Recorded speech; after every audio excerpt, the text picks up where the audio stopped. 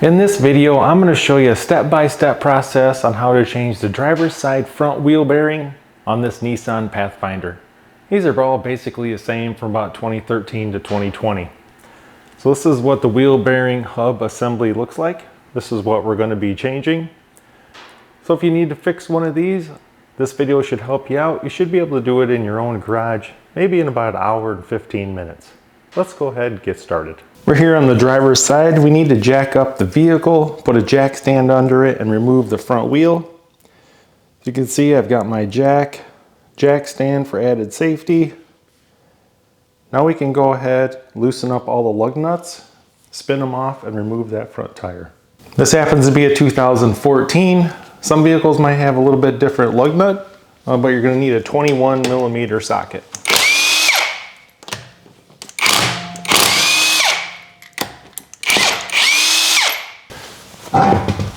Now, just for a little more added safety, I like to slide that tire right underneath the front. So now we have the tire, jack, and jack stand. That's 3 safety points. So now we need to remove the caliper bracket, and the brake rotor. All right, so to remove the caliper, we have this bolt right here. You're gonna need a 17 millimeter socket. And then the other bolt is right here.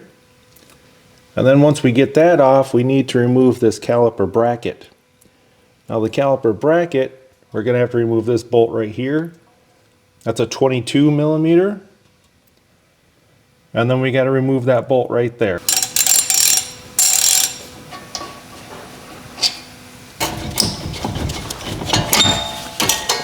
And now I've got a zip tie running through the caliper.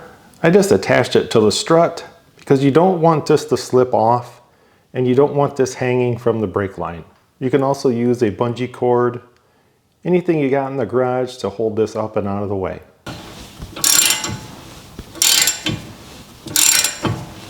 Something that's going to make your garage DIY projects a lot easier is one of these cordless electric ratchets.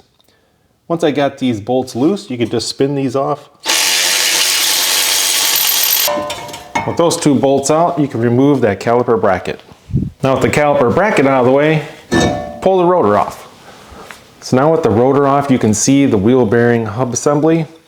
You should have a cotter pin right here. We need to bend that straight and pull this out. All right, so now we need to remove that axle nut. You're going to need an 1.25 inch socket. And then to put less stress on the drivetrain, I've got a crowbar going down to the floor. It's wedged underneath that lug nut. So when I go to loosen this, it's actually putting tension on the crowbar and not putting a lot of stress on the drivetrain. Some lubricant on the threads. I'll go ahead and spin off that axle nut. Now the reason we take the axle nut off is so that we can push in on this. And as you push in, it gives you more clearance on the back side for sockets on the wheel hub. So the bolts for the wheel hub are right here. And with this all the way in, it's pretty hard to get your sockets in there. But see how I push that in, it gives you more clearance so you can get your sockets on those bolts. Now you also want to pay close attention to this dust guard. You see how this cutout is here in the front. You have a lot more cutout in the front than the back. I've seen these installed backwards. They will bolt on backwards and nothing will happen. They're just installed wrong. And then you see how this is bent forward. You have a 90-degree angle on here. You want this bend to go forward. You can actually reverse all of this and put it all back together and not even know it. So just pay close attention. Maybe take a picture with your phone. And now the next thing you want to do is remove that ABS sensor.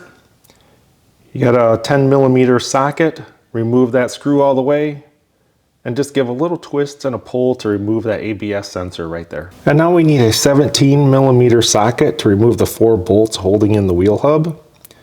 So I've got a 17 millimeter and I've got a short extension.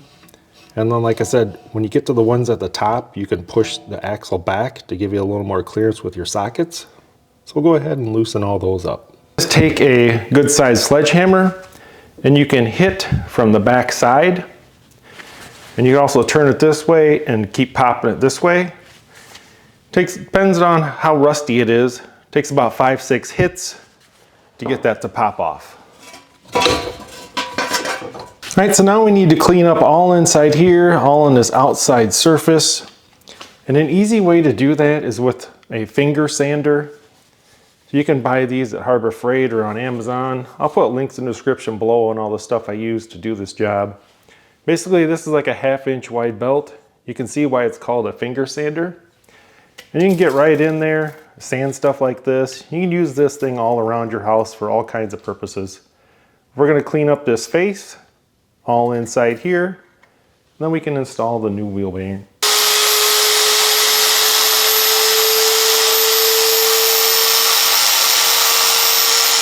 Now that that's all cleaned up, you're gonna take some good quality brake cleaner and clean all this up. You wanna take some brake lubricant and you wanna put it all over the face and all inside here where the wheel hub is going to go. And then you can also put just a little bit on the spline. And that's gonna prevent this from ever seizing up again. It's gonna be much easier to remove in the future.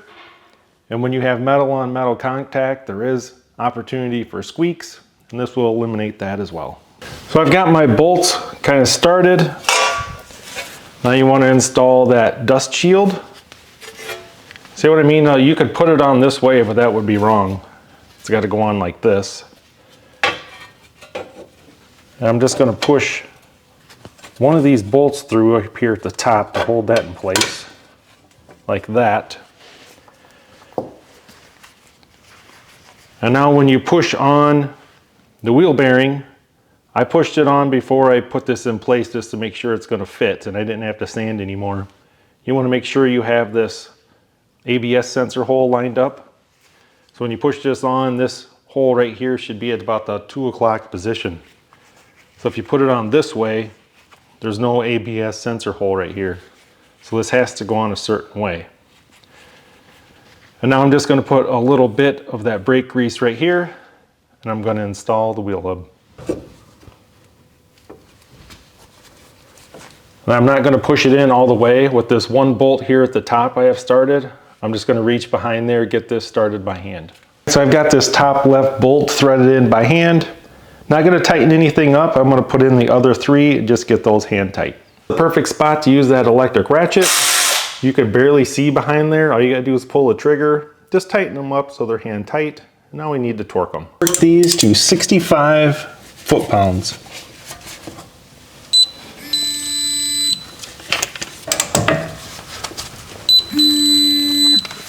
All right, so now we need to install the axle nut. I do recommend you use a new one. Use some thread locker. We'll go ahead, put this on, and then we're gonna torque it as well. And now when we torque this, you can put your lug nuts back on, and then you can wedge your crowbar in there so that the crowbar is not on the threads. Now you're going to torque that bolt to 135 foot-pounds. Now we need to install a new cotter pin, and I like to bend them at 90 degrees. So now we're just going to install it through the hole and flare out this side. And then install the ABS sensor and install the 10mm screw. Now we can install the new rotor.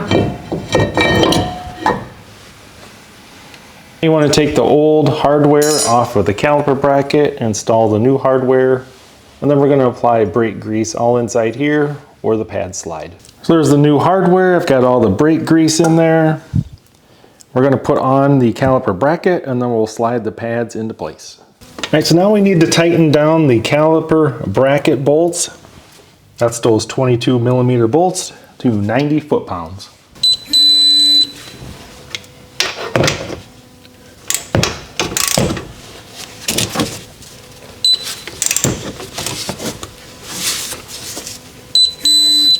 Now go ahead and slide in both pads.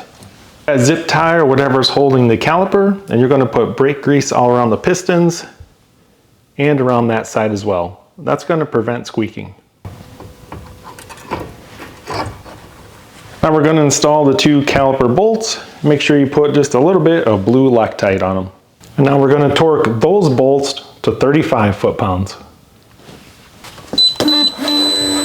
Now we can go ahead and install the wheel, and I'm just going to spin them on with the electric ratchet and then we'll torque those as well.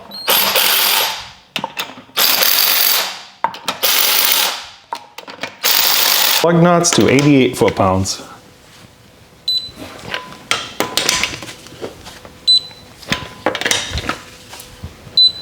And that's all there is to it, guys. Now congratulate yourself on doing this all on your own. You didn't have to take it to a mechanic and spend a bunch of money. I hope this step-by-step video helped you out. Check out the links in the description, and thanks for watching.